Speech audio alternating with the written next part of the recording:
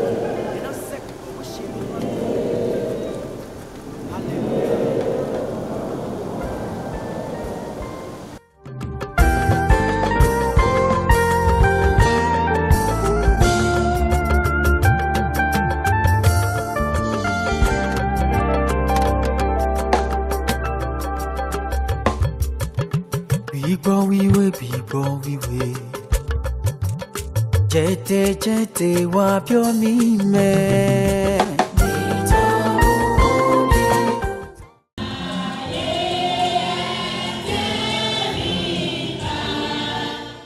C'est par ta miséricorde, Seigneur, que tu as pris pitié de tes enfants que nous sommes, en nous maintenant en vie en ce jour qui constitue le jour de la Pentecôte, jour de fête aussi bien sur la terre que dans les cieux. Nous prosternons et nous te disons merci, Seigneur, pour cette grâce.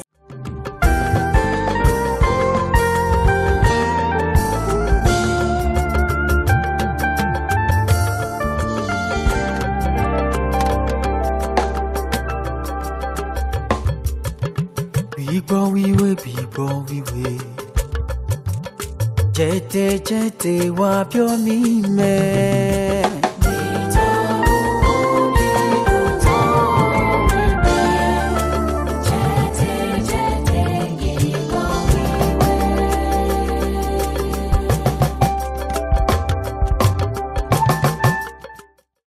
Ena soajo to ene godo Nouré ye dogbon nu jueli ton mère ou est au dijo to alonu do emi na kon bi bo emi ton do agbasa na le koji bo vi sunu mi ton le vi nyonu mi ton le ye na to doda ido me ndo wale ye na to droku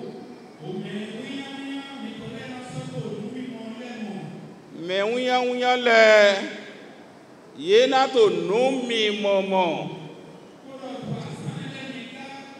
to azane gbega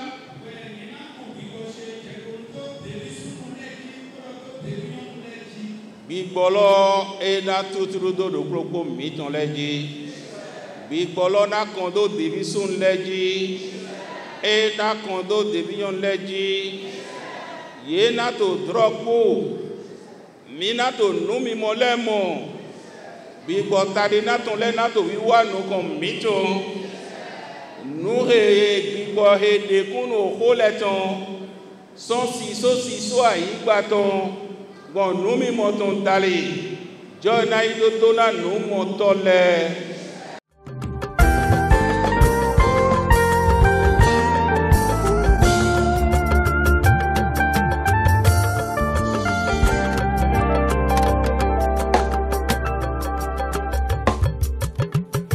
we Jete wa pyo mi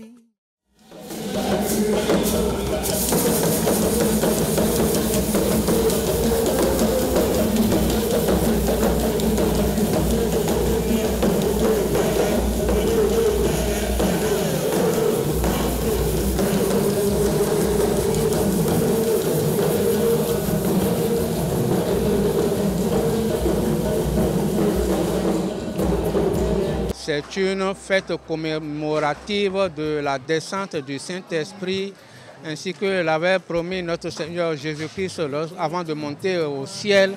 Il avait dit à ses apôtres de se rassembler à Jérusalem, d'être en prière, à l'unisson, et d'attendre ce qu'il avait promis comme consolateur qui viendra les assister tout le long de leur parcours afin qu'ils ne soient pas comme des orphelins.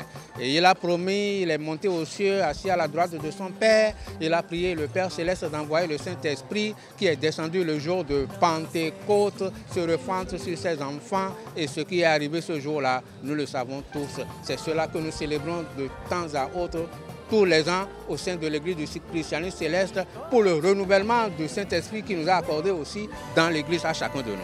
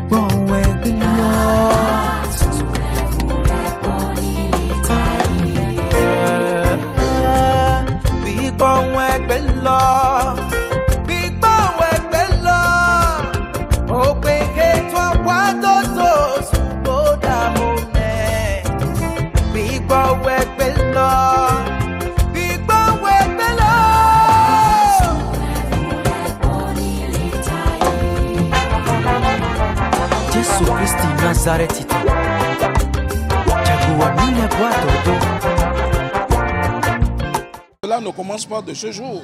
Depuis le début, selon ce qui est écrit dans Actes des Apôtres, chapitre 2, 1er jusqu'au 4e verset, c'est la manifestation de l'Esprit Saint qui a fait en sorte, qui a agité les gens. Alors, ce qui est sûr, ceux qui sont agités aujourd'hui, s'ils respectent les conditions, ces conditions, c'est de rester dans l'union, dans l'unité, dans la communion. C'est surtout ça les conditions, ce qu'il nous faut. Alors si nous respectons ces conditions, il n'y a pas de raison que ces dons-là ne soient pas avec nous jusqu'au dernier jour des temps. Jesu ekodo pagbe eton Donyema na jomi to to shobi Nena sekbo we shego plami Hallelujah.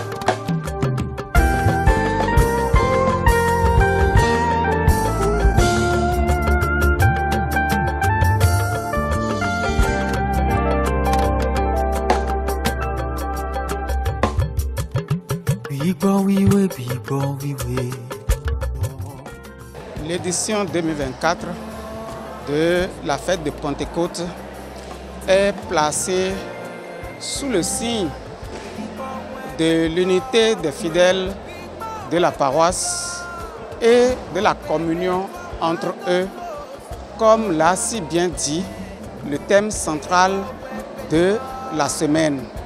En effet, au cours de cette semaine-là, les fidèles de la paroisse d'Akupa Centre se sont mobilisés et ont lancé comme mot d'ordre l'unité basée sur l'amour, la concorde. Mon message aujourd'hui pour les fidèles d'Akupa Centre, c'est de rester, parce que le thème nous dit que le symbole de Pentecôte, c'est vivre dans l'unité et dans la communion. C'est ça. C'est ça. Il faut que nous restons dans l'union, que nous restons dans l'amour, l'amour fraternel, pour que cet esprit-là qui n'aime pas du désordre puisse vivre en nous pour toujours.